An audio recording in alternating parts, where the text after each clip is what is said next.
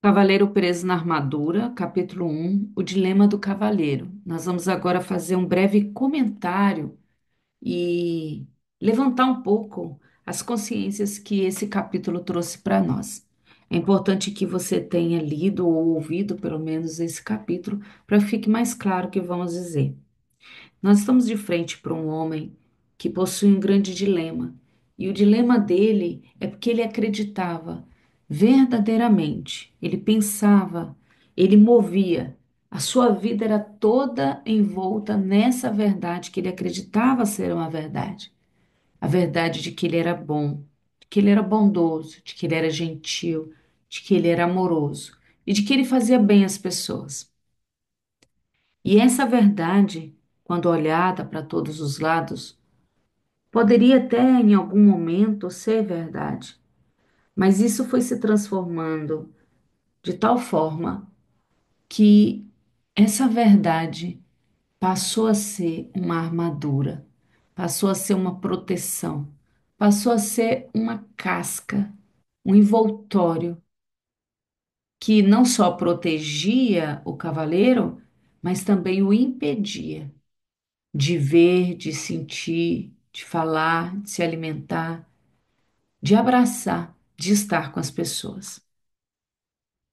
Ele tinha uma ação como cavaleiro que às vezes é muito comum a gente encontrar na gente, querer fazer o bem para as pessoas. Ele acreditava que ele deveria resgatar as donzelas dos dragões que as maltratavam. Qual é o dragão aqui? Quem é a donzela aqui? A questão é que o que ele via como problema e o que ele acreditava ser algo que ele estava resgatando a donzela daquilo, a donzela às vezes não via aquilo como problema, ou mesmo sendo um problema para ela, ela queria aquele problema. E mesmo que fosse um problema, talvez ela não tinha consciência de que era um problema e ela gostaria de permanecer daquela forma. Então, quantas vezes nós, com o nosso ímpeto de ver o problema na vida do outro, com a nossa inteligência de querer fazer o melhor para o outro, acabamos interferindo na realidade dele, interferindo a consciência e a escolha que ele mesmo tem de sair daquela situação ou de permanecer naquela situação. O que eu vejo ser um problema para mim, para o outro talvez não seja um problema. E a minha definição de problema pode fazer com que, ao salvar o outro do problema, eu estou tirando ele da vida dele. Estou matando aquela pessoa. E é assim que esse cavalheiro agia no dia a dia.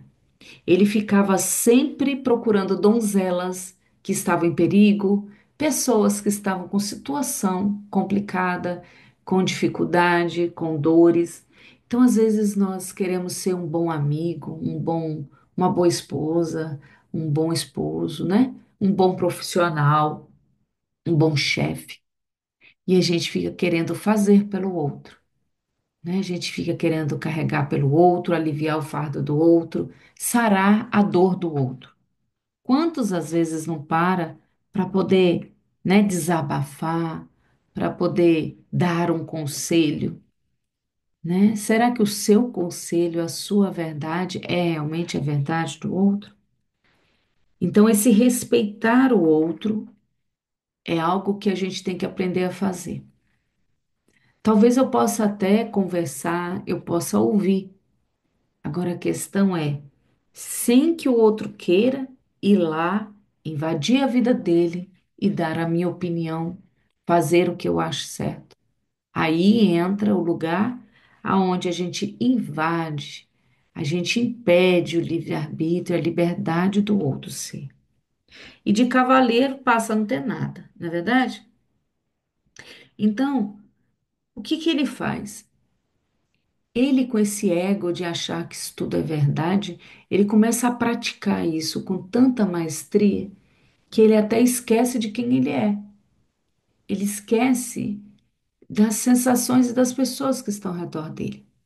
Ele fica hipnotizado, ele fica amado, ele ama se ver como ele está se tornando, né? Aquele ser numa armadura brilhante, onde todos o reconhecem, né? Onde existe o aplauso, que na verdade aqui, com o passar do tempo, poderia estar sendo até o medo. Porque como diz o próprio, né, serralheiro, né? Você é um problema, Senhor. Né? Então, ou seja, talvez a sua armadura não seja o seu problema.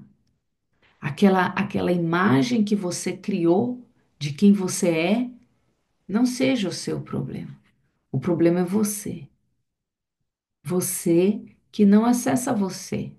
Você que não está sendo mais você e está sendo a armadura, está sendo a imagem, está sendo aquilo que você quer que ser, que na verdade não é você.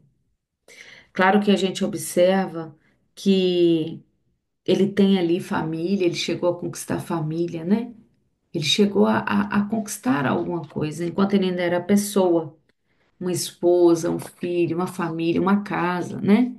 Mas com o tempo, ele se perde, de tal forma que ninguém mais consegue vê-lo e ele também não consegue receber. Ele não sente mais as pessoas.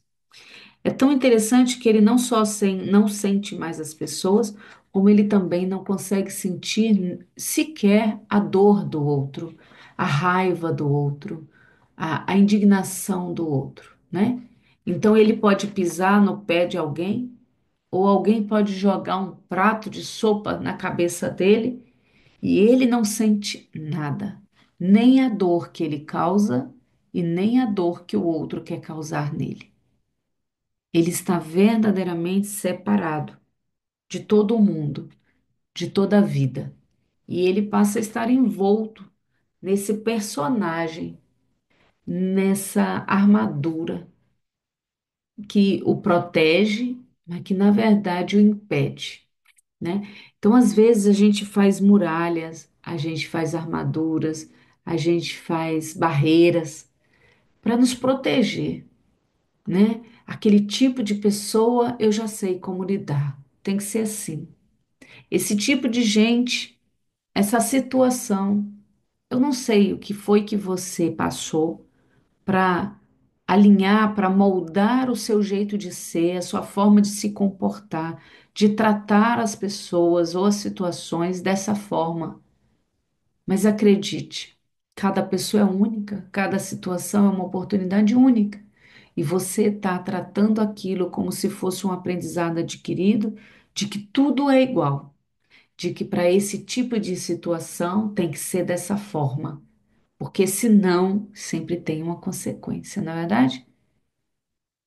E se não for? E se você puder baixar as barreiras, remover essa proteção e passar a sentir a raiva do outro, passar a sentir o mal que o outro pode te causar, tirar essa proteção para sentir o calor, o abraço, o sorriso, poder ver e sentir a brisa, o pássaro, poder ver além. Se você tem uma barreira, um muro, ele impede de ver depois dela.